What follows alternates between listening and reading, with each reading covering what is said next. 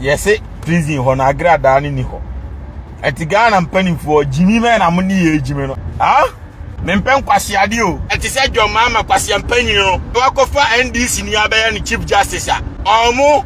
akotam sika pupuru duodi ama ne say on discharge Kevin Taylor charges ni nyina because Kevin Taylor back Ghana this John Mahama man security no ohihye dam na police for ni soldier for boy no ban because or a criminal or a wanted a court warrant dan so enti Agradaa no se mai ko yi na pia me nim be wu John Mahama no me donyame se no ntina na mo ma Kevin ai Captain Smart oh no ye batan kwase ama na egu prison one ye omonye batan the two social about studio asma obi a can say where is Agradaa now? Where is Evangelist Mama Pat?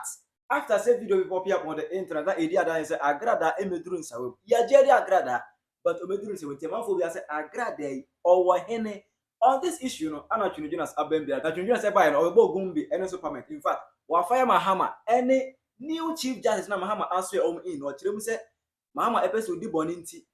And or the NDC for aba as Chief Justice. Etienne or Chief Justice for no a plan. And Omayi Agradaa ewo back door. And after Kevin Taylor, only say court warrant. Either Kevin Taylor so they they will be sigan a BI eventually be idea. You bet me enough to case is here. Ya file against Kevin Taylor no. Any case is to. You just actually say Mahama 8 years can be ama Chief Justice no. As a Kevin Taylor case is here. A walk court no.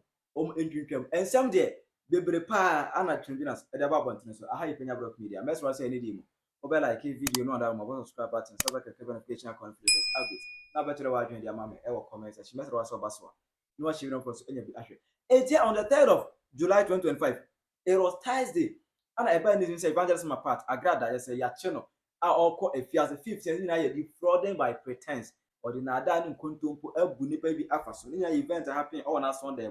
7th October 2022. A church scam this was scamming the church members, according to some people, no. And they said 3rd July, about Agradaa, are sentenced 50 years imprisonment. Now, sentence no eba no. Now for everyone okay near, I will say who Agradaa ewo efias and sawom. Now, Enra, and a video we pop up on the internet. According to this man, oko and sawom hodom means okay. Ya sentence Agradaa, engineer. Ya when I was a bansium, ya bansium, you be who walk on sawom female word honumwa. Warrior Agradaa anyhow. Patricia Asedwa Nidia and Nipapi didn't know your friend or Agradaa. In the Masama no last week Thursday, Accra Circuit Court sentenced him to 15 years in prison. Ayara Hosem Yenuano court said the sentence it comes with hard labor into uncle in some female prison. Now uncle share sa akwanto yase. Yenamoka say your checks say would need and someone female prison. Inti yenu aba and awafa. Yeah. Agradaa anyhow. One for just Agradaa any abofo bi and abeni said ye. Ye the ponders as go fiase omubom paye or say ma and konzonkonso no gugu here abofo be yob na any abofo na be Agradaa and answer why. Now this issue by an ana Twene Jonas asem na koduru ni. Na Twene echire mu say Mahama any Captain Smart mo and say omu air plan be big can man for tibom e wo Ghana ha ko ka say Captain Smart e be ka say Mahama no ni de obetimi agrant Agradaa bill. Twene echire say sang and sem no kan na ana edi Mahama tirimu dem ana Mahama was swear in some 7 new Chief Justice to dress omu NDC for Mahama afa echire ana wakwakoyi Agradaa luxury cars ni be kwa mo bia unsi jaw me unti the one of the regular cars ni me na koy. It's a friend I'm going to subscribe me New York. But the eti abama bi wo map ni say. Yes, prison ho na Agradaa ni ho. Eti Ghana mpanimfo Jimmy men amuni ye Jimmy no. Ade ni ye chi Ghana ni. Ade ne ko to prison. Prison no na busuanfo beko. Na busuanfo ho Ghana fo nyina beko na nipa kro da prison. Am yetimi hu se nipa simasi ni including atai ye de ne ko to ma atai da prison. E ban se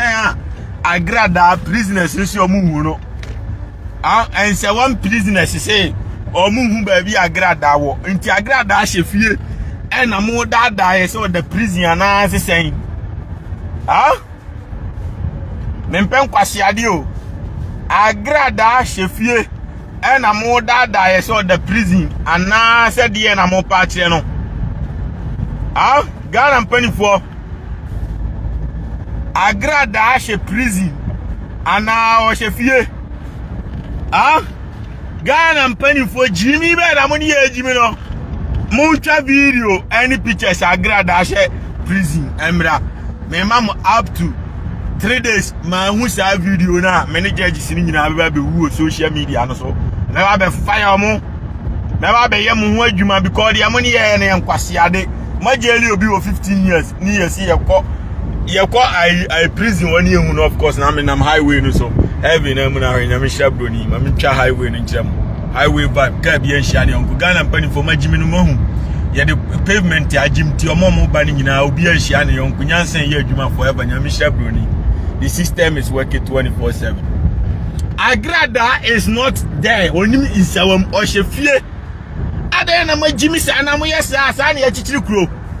Anti Jimmy America Trump was catching obia owi ase ye che ni ko she prison obia nim so ohye ho. What dey say? Arokali wo sikache obia owi ase ya waje di owi ase che obia. Ne yire na akoto prison or the prison. Tie di amateur and pop daddy. Owo sikache obia nempuna ene ne yerenom ede na akoto prison o she prison adan na Ghana ni die owo kwensi bi oya obokro no nya kwensi ayache na mafa chire akwaje bribe na mama na kwahye fie kude because ma Jimmy mo yesa nya sa na chichiri kuro enu ti na musoma kamtesma Jimmy fo no se omra no hye da meka se o Mahama be pardon no because o ma Jimmy dodo criminal ya chino o mine nyiro obi ani age obi edamase won na criminal ni em verify say criminal ne she prison mo se mu Jimmy maja criminal no man she fie mu ni twa asere mako mu ni ba mo fa camera ko video na mo fa metu oni ehu se Agradaa da prison yasa obi anya asomdie me bibia me ka kire me o na Twene Jonas kasa nto betiti Kevin Taylor so oni da Kevin Taylor wonam ho no court case egu Kevin Taylor so no masa esini kuro Twene Jonas kire se the ente Mahama ani abre eyi Chief Justice get to talk no every nyina or the new justice aban wa mo muska ese Kevin Taylor cases ya e wo court nyina no o mon cancel ni nyina o kire se e NDC for na be ka kire ono enra enti se John Mahama kwase ampanyi no wadi ase wakofa NDC ni abaya ni Chief Justice a omo akotam tika pupuru duodi amane se onye dan o on discharge Kevin Taylor charges ni nyina because Kevin Taylor back Ghana this is John Mahama man security no hyehyɛ dam na police for ni soldier for bo ne ho ban because or a criminal or a wanted a court warrant dan so ntumi mpie anti Kevin Taylor say see ano NDC Chief Justice no o mama ne envelope kutu ene ya mama ne envelope kutu say onye na on this message cases either charges about either Kevin Taylor so nyina na ese Kevin Taylor entimi nya dan MPP position wa ban mu NDC for the man Jimmy Chan kraman anything na no mu Chief Justice Wieska osu yetimi fan kokod Chief Justice abokro no oyi yetimi fan kokod Chief Justice ye kronfo yetimi fan kokod because Kevin Taylor boa no won and omo hyehyɛ ho say be ombe Chief Justice no say be ya omenya kronfo de na be ye Chief Justice na NDC for na timi awia esika no what you say o matimi adibone o matimi abokro no enu ntina John Mahama kwase ampanyini e by force nya sanka o man bia e constitution and a ruling and a rule of government no man panyini ni 2 min judges eho enti so obi o accuse so obi a criminal they said Trump why or accuse judges so mo ya kronfo magije bribe free immigrant for enu ntina o ma ye deport immigrant for no what you say enzo ko oni evidence bia enti wentime for mo court ti said ye John Mahama ni evidence wentime afa maame na court no or the by force ni patapa autocratic say me tinchina me ko fa NDC ni aba because say be ya NDC ni di boni obeko free Kevin Taylor defamation case said that so nyina no ene omakoma akwase ampanyi na any Chief Justice ni sika say on dismiss case ni nyina said be ya John Mahama boa no betam position di aso Kevin Taylor Jimmy for no so na mo yesa ayesa enyo man na mo build enyo man na mo build ti ria me kiro no John Mahama u Jimmy no enyo man na wo build what you say enye o man na wo build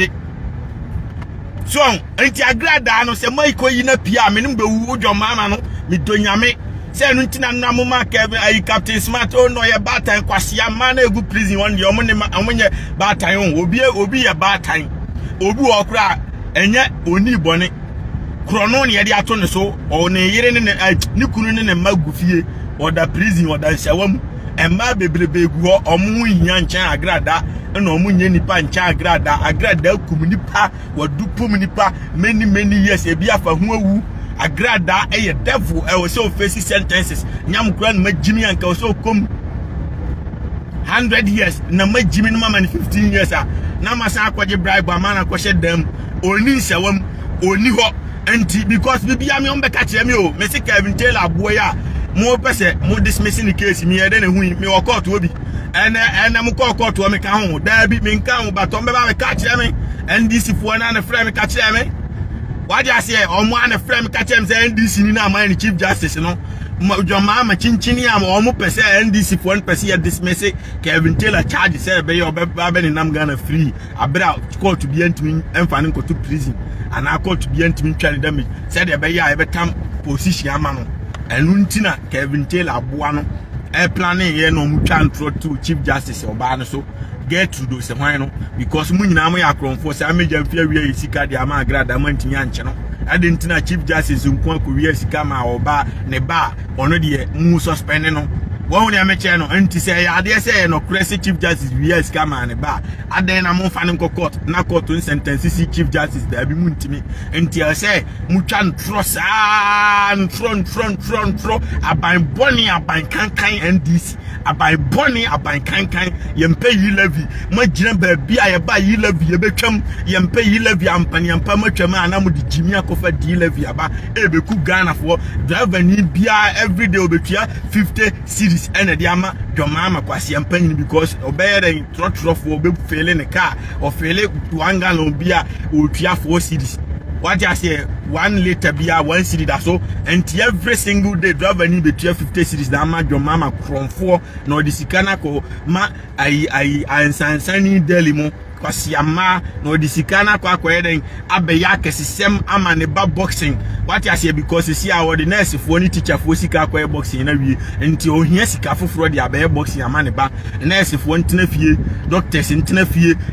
Ghana ni konya accident ya onko because doctor ni ho nurse ni won wahwe no san kwasi ama mu we ene yepe da bi me di ombeko fie 4 years. I'm telling you the fact cause my Jimmy dodo ti Kevin Taylor no obedam ti say di Agradaa dam no wanama sa chief justice kwase ampanyi na amone na ba no obe free ho. What you say obe free ho because charges are any accusation am de ama Kevin Taylor and eso kojina courtroom ni etwa ne damage na mo judge me say da bi ma jimi nti bibia na mo de mo selfish reason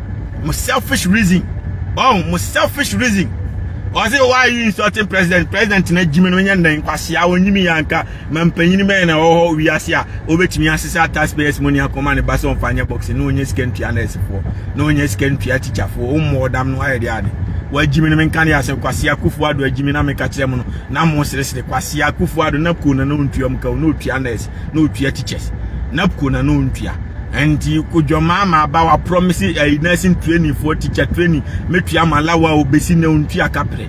o time months teacher for yentua mka de kwase amwe abo ene enfa enko kira ade abra sami jamfi kwase ampanyi no ne nam ho last year no frotro ne car o team $500,000 rem kekekura betimetua Ghana teacher for nyina aka na moti wo jimi abra car no ebisisi wo da MPP fo no mo machichi wuntumi mo agege cars no esi wo mo betena no ndabi majimi mo selfish reason asem ko $2 million cars mo say sika no kwa na mo nya sika ntua teacher fo nkwase amamu we o man na won san ko anu ntumo Trump a no make sure say we as be save no oji award was stop Israel ni Iran tokwa no na Mahama di nti passe se botan ko kase Trump ni minyansa na nka wo se bombo ni sika na odi ko save nkura abra bi ya wo no abroche tua ne ka wo ama na wujimi nti ya bande Ghana visa Ghana ni nko beko football akọ support Ghana no anya chance akakuro no America wana wa bia yi tua ka orumare ya tiria metro no ko jimi enye 10 months and enye 5 months wana wa bia yi tua ka orumare ya Tigana ni beba na bra boss no wo di Jimmy selfish akodi Trump atema mo abande ye ama na Ghana ni visa yenya ma na visa ma na America bio wase nkofo opportunities oko kasa ayeren tijoma ma efri na koko ka Trump asema me ame na ntia kodifi akoka kire ni se Ghana ni bia ni mo hwe won wa Jimmy na ane no problem enti ono me deal personally no forget say me bande Ghana for me bande me the tell if si gu Ghana for so no na won wa Jimmy nipa no waka say country bia be kan bia what is sanctions be so out stay me ya men and subscribe and say NS Kumi MPP MP Akwatia is there though today. It hit me so hard. Oh, may he so rest in perfect peace. And here is a word here. Oh, probably no who are you never call, but sometimes you know when young people pass away like that, it's very painful. And you know, Ghana now your healthcare system then yes is cry didn't go hospital quite nice in you because your mama Jimmy for into your muka.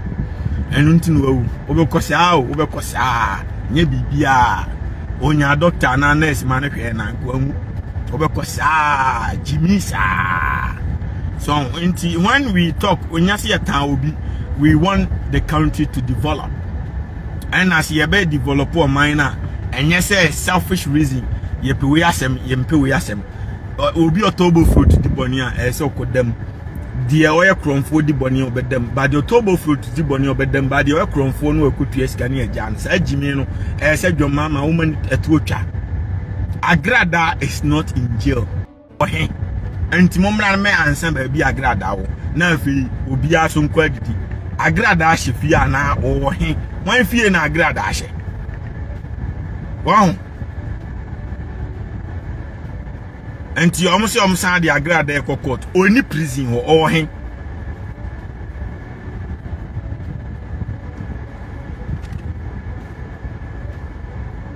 Agradaa is not in jail or hen jomama hen Agradaa she san kwase ade se ntina amempem asem no nya bibia o Steven Yamensa I say information coming is heart attack and no make a tell mo say heart attack sem no hospital na ye nimfidi papa ena mpanimfo na Jimmy ayese mwa ye to abama mo a normal lunch private jet edi call abrucha kosa omo yade they don't care about Ghana ni bia anti heart attack we no dialysis mfidie ni sa normal we nyina no enka Mahama sika ode ekukuru je na berwa wawu awie no ekotena private jet mde ne kosa ne ho yade wa abrucha kotua $50,000 $10,000 $20,000 hotel fee ede abruwa kosa yade enka sa sika no nko abetimi a supply all this equipment I bet me at the treaty patient Ghana. But I'm penny for Jimmy. Obviously, you go jail for 20 years. Jama what Jimmy Kwasia, King of Wata Gramunti in Ghana. Yeah, a judges for Jimmy for a much criminal, Monoma, magic bribe would not question them. Neil, Agradaa any prison, Omukra, Muafi fee, or Muntimi Coche, criminal. Na ayimunyina na mona mo ayimunyina na mo muntwenche o na kwasia mu dwo manum so betimi age elemi ana waje me pem kwasia de o dwomama o hwan dwomama ni Jimmy onim nyansa nka kwasia de a akofo ado mo ya yempe o mo no o ba ya nka o meye ne mo akofo ado oji 11 eno once and this guy yentew eno kra yempe won once and this guy yentew enso yempe o won na wo de kwasia wo no uno babaje ayi petrol levy abra unim se petrol no obi asori anopa se Africa akodwom obi asori anopa se Africa akwadwuma obi asori a so Africa akoba bi enti obi ebetwe sika no nti ade a romanically ubelusu election Jimmy se odi ono no kura no timi doji ne levy no kura abalusu na ayi na de wo kwasia ye no je Ghana ni driver ni koye says anopa levy na sokra na wo kire no ntimi to petrol no wo bibini aboa yetu petrol ni kroma ni krom petrol board ne na wo se wa Jimmy nti wasa asesa levy abeso ana o romanically mu belusu NDC will go home simple truth mumpo memfamo memi ya to atiam because mo ya moa pasiasa mi jamfi betra eni ati gold anya $20 billion $20 billion o na no ya obetena on the China for be go sika waje nkoa aye 1.1 million dollars eba Ghana sika ma over 500 billion Ghana sika no good table so na mo de mo jimi abetena se munya sika ntua teacher fo na mo de mo kwase abetena se munya sika ntua nurse fo na mo de mo kwase abetena se munya sika ntua ai police fo sika no wan sami jamfiji e maja ma onu kwa kodi ana wasese akoma Agradaa dia ko beli judge akotu ama judges na am ye jana na mempe jimi o sika no wahe mo ka se gold board mo de sika ne beso a o ma e beso mo man kese mo beje ache sika na di enti magi sika na e wahe emuwa jo mama kwase ampanyi gold board sika na e wahe kwase jimi wo ba be di Trump atema bra Trump buy or chase kama obia $5,000 your friend simulation check or chama obia abua and the kura na mi hu se sa we adwuma mpo out me kwaje government assistant wa America omo ye adwuma nyina before low income people nyina sam kwaje full stamp $15,000 jefa to aduani di free aban na ewe aban sika wasia toruwa enti god ni sika no sami jamfi asesa ni nyina koma Agradaa na emua enti andi si fo amu be kofie eyamo am fort majimi obviously you don't have AC in the car kwasi America wi anu nya boku de ni bi o New York wi anu enye sisala de ni bi wi a ebo a wode kosia tuma kosia ne benua what you say kosia wi na America wonu New York wonu ba ya wa u sensu na u hwie nsu no good for man so no be freeze wo wiem enti ha no weda no wi aba e ba straight dindin ensuo so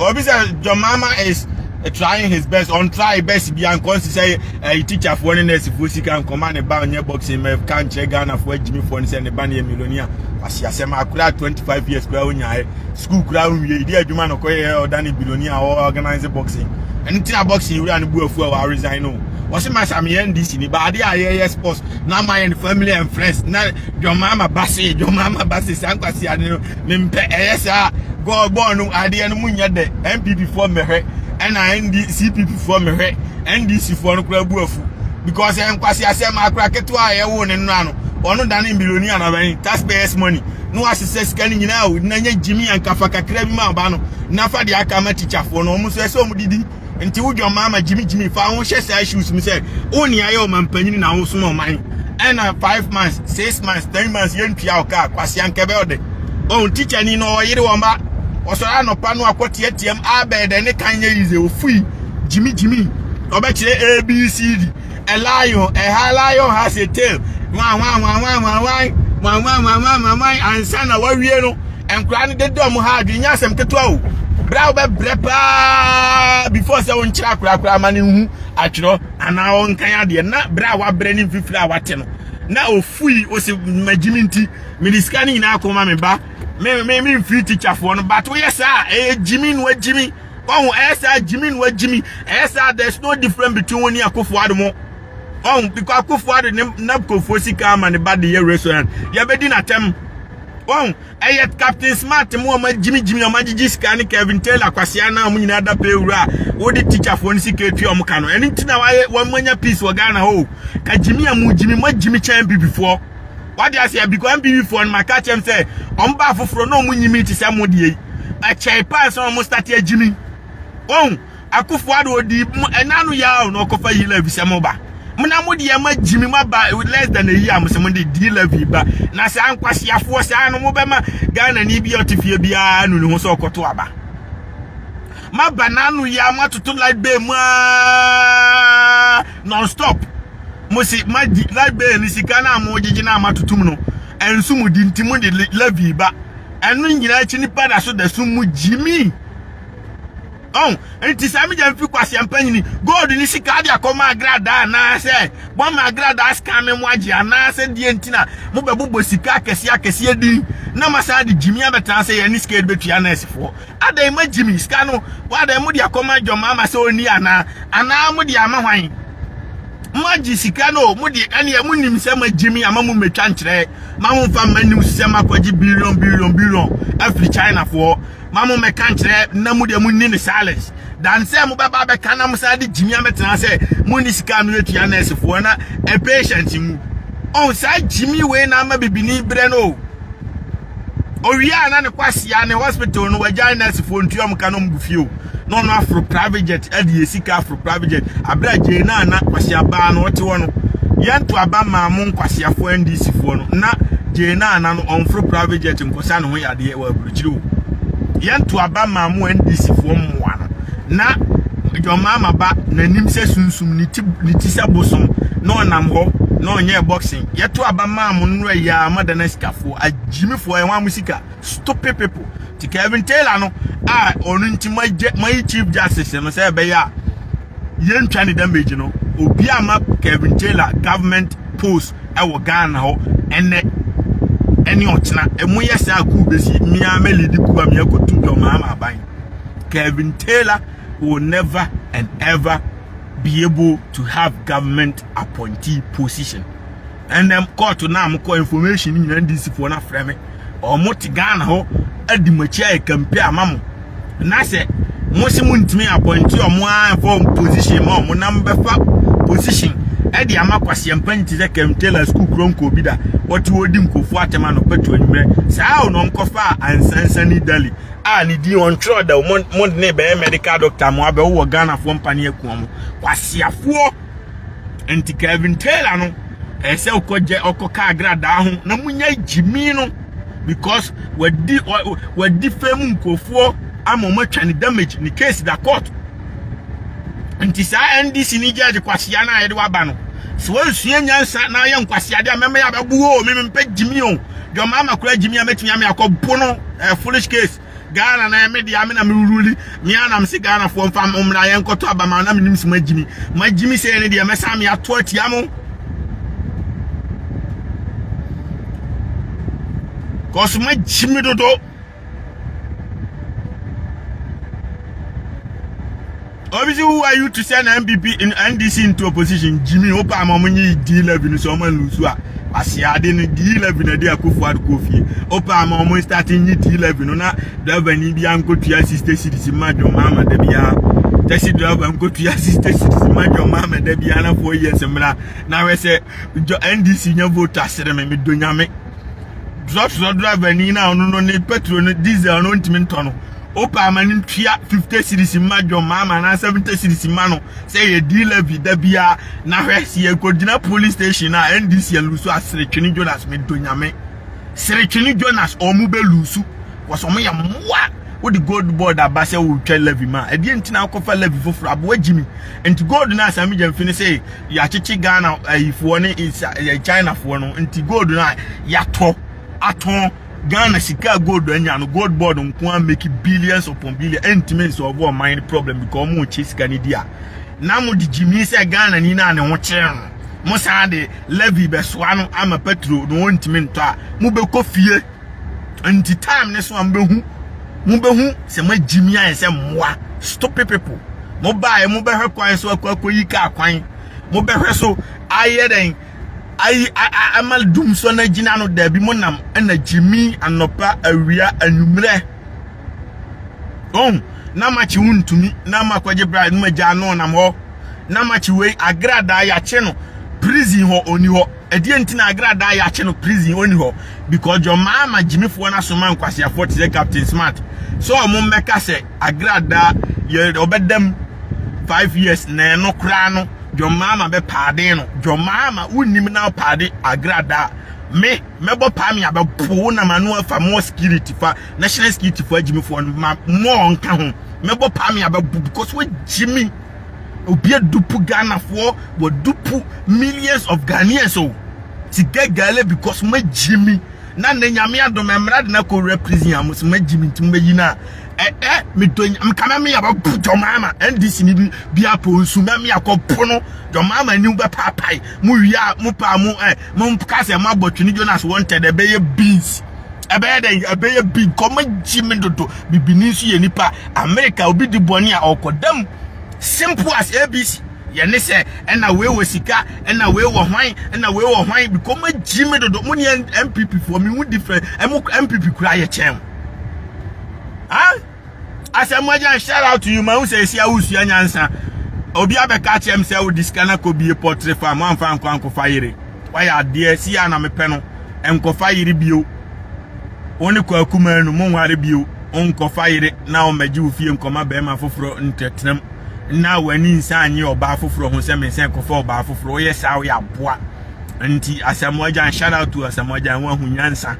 Oba de adwuma diwa enkofa yire bia bio. Because only area and you be abenyo obi akodi no ubenya e wo Asamoah din an waji sika wo tuka fema nyumre obenya bi akọ enti die ntina akofa yire na afi osade wa kokota kwaji ufie no abeda abontin sisi a wanyina wi waba kokura untimi nkobobo obi o won eno ntina em wa se pate wo kwase ada bia mbetena aka se emma mfaso ni so wabo ball awie wanya sika wo yire tena wo yire ho on kope video game bi na tena fie na bo on kope TV game bi o na bo na forget your bar because oba no obeba be cash out odo be kokod no akotwa ntrato so ni age ofie me se arukali kura at the prison America ana Europe enye Ghana o matua bribe ma judge matua bribe ma obi dabi emra ni di wadu Ghana ni bi ba matwoman na bati kuturu me ka chense ofaja ma asem o Twene Jonas okotiewu Twene Jonas okotiewu di Jimmy sao eno nyem ema miensa ga okonye momo no me ka chense bra ba akupe na anyem ne first na ye nkofa foforo e Twene nsem a Twene Jonas the almighty abeka kum from so far as Agradaa ye hu no e won se won prison e ye concern na peso Kevin Taylor I say according to Twene Jonas no Mahama etueska ama chief justice ni na se omo and council Kevin Taylor case bia e wo court we to achara wadwen ama e wo commerce we eye the opinion of Twene Jonas. Also, bet me the word here. Aba, ewo comment section. Hi, Penyah bro.